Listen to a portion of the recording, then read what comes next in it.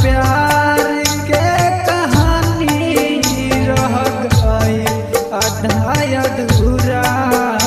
कैले जे रहलू आदा भइल नहीं तू पूरा। अपना प्यार के कहानी रह गई आधा अधूरा।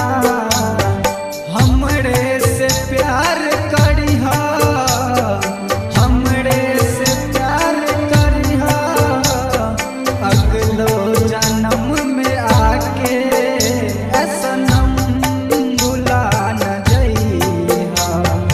ससुराल में तू जाके सनम भुला न जइहा। ससुराल में तू जाके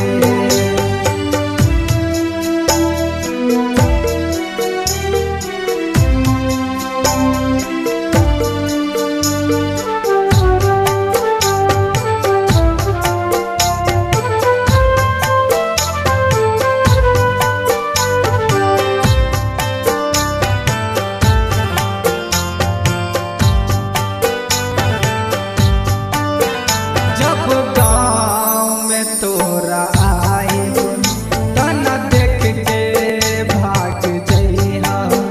कौनो लइका के भेजा के थोड़ा माहौर तू भेजइहा।